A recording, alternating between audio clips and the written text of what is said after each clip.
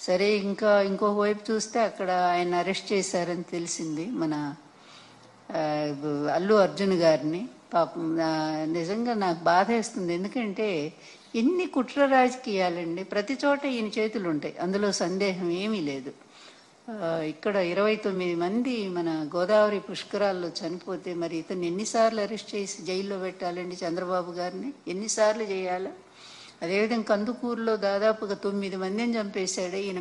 ఇరుకు సందులో మీటింగ్ పెట్టి, ఇరుకు సందు, అందులో పాపం తొక్కిసలాట జరిగినట్టు, తన కోసం జనం విపరీతంగా వచ్చినట్టు చేయటం కోసం, మీడియా కోసం అక్కడ అట్లాగే చేసి 9 మందిని చంపాడు. చీరల పంపిణీలో 3 ఆడవాళ్ళు ప్రాణాలు కోల్పోయారే.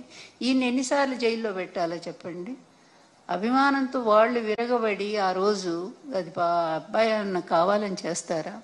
తన సినిమా చూసుకోవాలని, ఎలా ఉందో ప్రజాస్పందన తెలుసుకోవడానికి ఆయన వెళ్ళాడు. అది గవర్నమెంట్ తప్పు. ఆయన వస్తున్నప్పుడు, లేకపోతే సినిమా హాలు వాళ్ళు సరైనటువంటి భద్రతా ఏర్పాట్లు చేసుకోవాలి.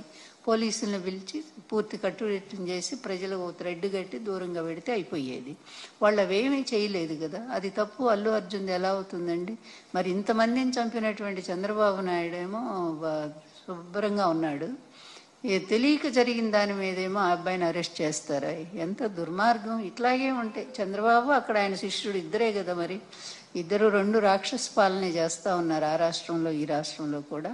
అందువల్ల ఏదైనా దేనికైనా ఒక అంతిమం అనేది ఒకటి ఉంటుంది.